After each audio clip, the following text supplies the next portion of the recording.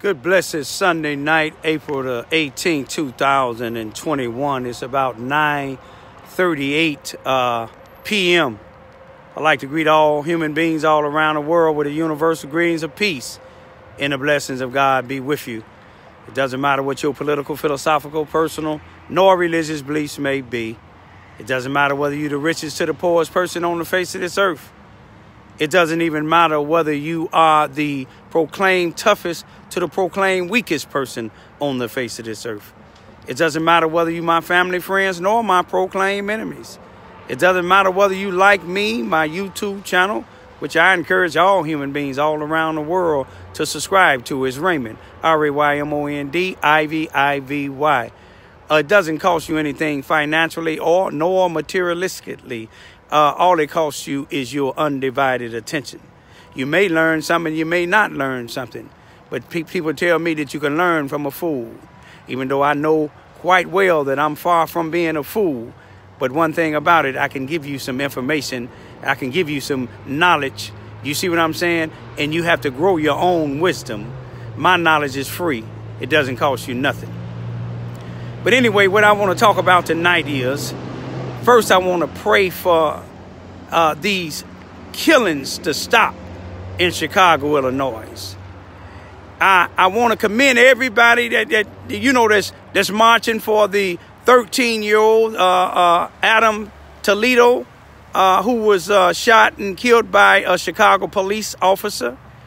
I look at a lot of people is getting in confrontations about whether he had his hands up or whether he had his hands up with a gun or without a gun. Sooner or later, all of that's going to come to pass. You know, I see one thing again. I see Black Lives Matter is getting involved again. One female that's said that she's the leader of the Chicago chapter of the Black Lives Matter. Her and her son was, I believe it was in Humboldt Park or Logan Square, wherever it was the day before yesterday, or maybe last night, when it was a confrontation with the police officers. You know, first I want to let some people know that they may not know that, you have a right to protest. The Constitution gives us that right. The First and the 14th Amendment give you a right to peacefully protest. Some people don't know the meaning or the definition of peaceful protest. This is the shoe fit wear. You also have a right to peacefully peacefully associate with individuals. You see what I'm saying? You have a right to a peaceful speech. You have all these rights up under the Constitution of the United States. I'll be the first to say that the Constitution is not fair, but it do give you that right. But, you know, I want y'all to focus on some of these people that call themselves Black Lives Matter members. One black female, I think Inside Edition had it. Google it up when you get chance. When they got they was getting these corporations was giving out, I think 100,000 or more, but Black Lives Matter, I think, got 21,000, and one of them, this black female, is buying her $1 million homes. You see what I'm saying? And she proud of it. She's not ashamed to say it. This other Black Lives Matter a female yesterday, she was saying she was interviewed, and she said that she was going down to the police station because her son was arrested in the protest. Now she down there protesting in the city of Chicago, and I think her residence is Riverdale. Now, why would you come all the way from Riverdale? Why didn't you stay out south so you could start to mess out there where you live at in Riverdale? And you wonder, you Black Lives Matter female that living in that $1 million house, why don't you start a protest there instead of rearing these people up in Chicago? You see what I'm saying? One of the things caused a commotion down there. A guy rolled past on a bike and some detectives were sitting in their car. and he spit on him. If he'd have spit on me, I'd have caught him and whooped his behind. I don't care if I did go to jail. You see what I'm saying? But these people seeing the police tackling him, and they want to rile up, but it's okay for them to spit on the police. If you don't like the police, stay away from them. I'm the first to say that all police ain't good, just like all of them ain't bad. But another thing I want to say, I'm looking at some of these leaders like Jamal. He was out there on the front line saying that these police is getting away with everything. You see what I'm saying? They talking about the background of police. Now, that's all right, because I know that some of these police is out here is crooked, because I live down in a city of 5,947 people, and I know the chief and some of the rest of them is crooked here. But they not like that all everywhere. You see what I'm saying? I got a chance to meet with the chief of police in Carbondale, Illinois, and 2 sergeants that's looking into my son's death. You know, at first it was all of a sudden with the first 2 individuals, the lieutenant in the corner, all they saying was suicide, but I dismissed suicide. You see what I'm saying? I dismissed suicide for Brian Lamont Johns, my son, my only son, my first child. But I was able to sit down and talk with these individuals. They took the time to talk to me when I came down there on minute's notice. They gave me the respect that some of my own family, I've been back here in Charleston, Missouri almost a week now, and ain't none of my family came over here and says you're all right. But it's people that I met since I've been down in Charleston, Missouri. They come to meet me. But I'm trying to get a point to y'all now. All police ain't bad now. Now, the Black Lives Matter and some of these other people would tell y'all to defund the police. Now, see, when they tell you to defund the police, that 13-year-old that got killed and that other individual that was with him was shooting at this other car. Now, you think Black Lives Matter going to come from Riverdale or that $1 million house that other one living in? Or do you think Obama and Michelle going to come from that 17 point, I think, $2 or $5 million home they living in Monte Vineyard in Massachusetts? No, they ain't going to come. You see what I'm saying? You know why they ain't gonna come? Because ain't no money in it. And Obama and Michelle ain't gonna come because ain't nobody running. They told y'all to vote for Ron Emanuel. And look how he messed y'all blacks around in Chicago. But y'all still worship Obama and Michelle. But that's y'all business. But what I'm trying to get to now, I ain't gonna say we because I ain't out there. You know what I mean? Y'all out there in the few fit way that you protesting about a 13-year-old that got killed. And I sympathize when anybody got killed. You see what I'm saying? I sympathize with anybody, especially a child. But you know, sometimes you got to lay here and see what a child is doing. I'm going to give you, for instance, my son, may he rest in peace. When my daughter, my oldest daughter, it was 1989, I was doing time in Stateville Penitentiary. Solely because somebody pulled a gun on me and I beat them to pulling the trigger. You see what I'm saying? And sometimes the police is out there. And I'm not saying in this 13-year-old case. Sometimes the police is out there. They got to pull the trigger for somebody pulling on them. But let me tell you a story about my 14-year-old son. And I want you to see what I'm talking about when you look at this 13-year-old out there. Now, when my son was about 14 years old, I was doing time. I was in Stateville Penitentiary in Joliet, Illinois, or Freeport, Illinois. And my son's mother was telling me about his activities out there in the streets. And my oldest daughter, she was about 3 years old because she was born in 1986. And my son was born in 1975. May he rest in peace. So I had my brother, may he rest in peace, Big West, and my cousin Tina Watson. I had them to bring my son down to Stateville so I can put something on his head. You see what I'm saying? To leave the gangs and any negative activities he was doing out there alone. And when they brought him down there, like I said, my daughter was about 3. She's 35 now. My son was about 14 or maybe 15. And when they brought him down there, I had some of my homies from Cabrini Green, big muscle bound chiefs. You see what I'm saying? Powerful brothers in the penitentiary. And all of us was sitting around at these tables when my cousin and my brother brought my son there. After I gave him a hug, I told him, I said, you want to be out that game, man? You don't want to listen to your mama, huh? And I had all my homies, they surrounded him. You see what I'm saying? They put fear in him. And they said, oh, man, you know, they talking about his butt. But they was doing this here to try to deter him from being out in the streets doing something wrong. You see what I'm saying? They didn't tell him how to throw up no gang signs. You see what I'm saying? They didn't tell him how to beat his chest. You follow what I'm saying? They ain't told him how to go out there shooting and killing somebody.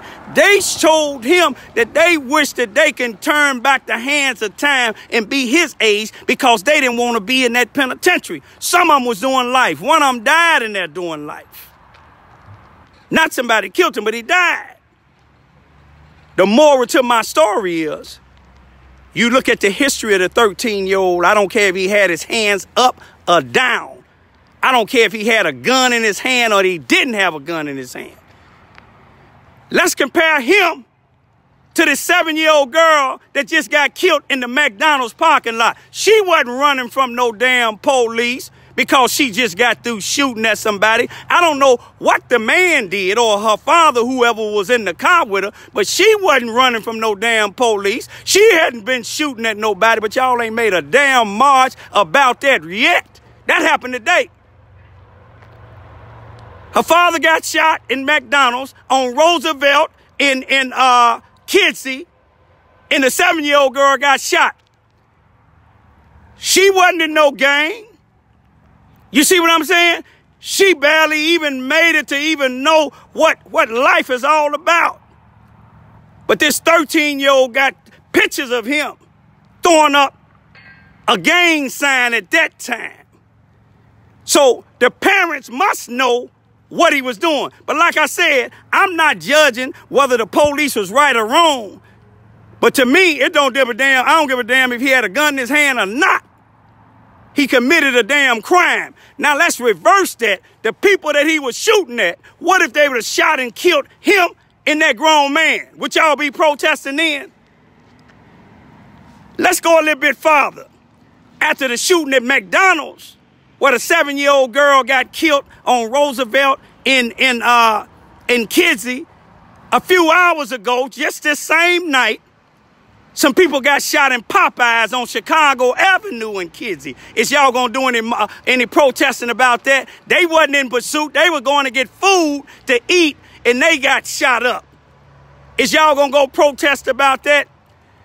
And Martin Johnson, Jamal, and Ray Richards, and all the rest of you so-called activists out there, y'all march about certain things to get y'all some publicity, but y'all ain't no damn activists. Y'all some actors.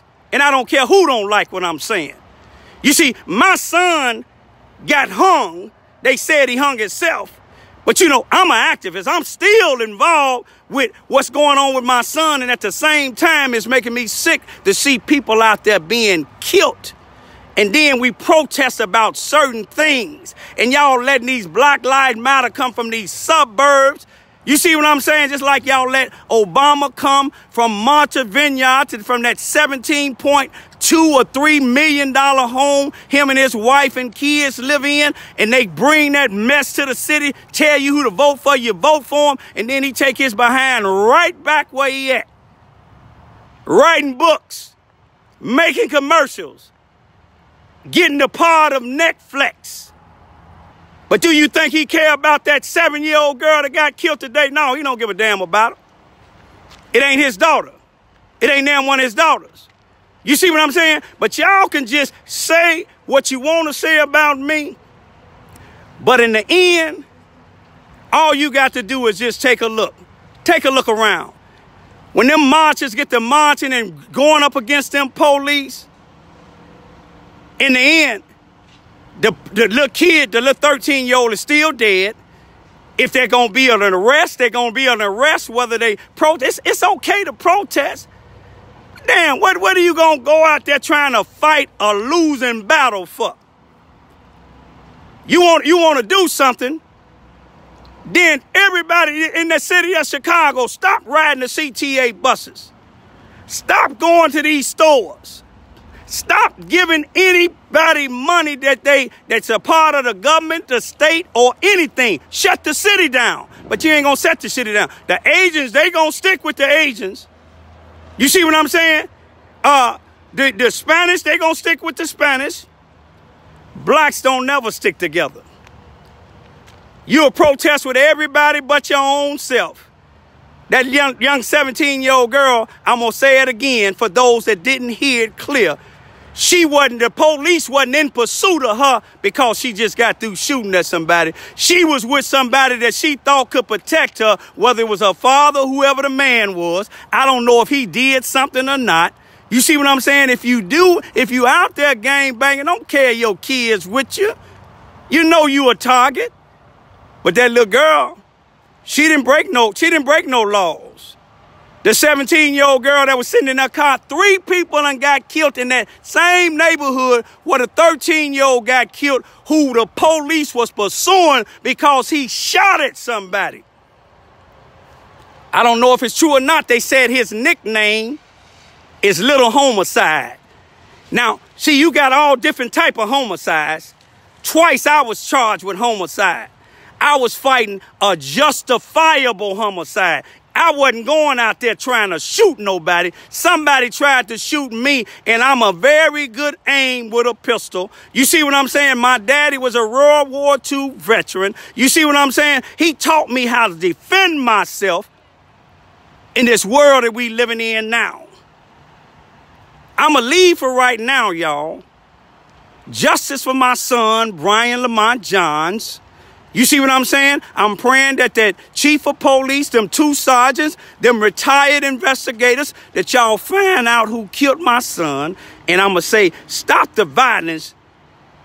Stop that violence in Chicago. And if you're going to march about somebody that's committed a crime, march about somebody that didn't commit no crime. If you don't like what I'm saying, delete me. And Martin, you said something, man, that really disturbed me because people don't agree with what you saying about the 13-year-old. You say you don't care if he was in a gang or not.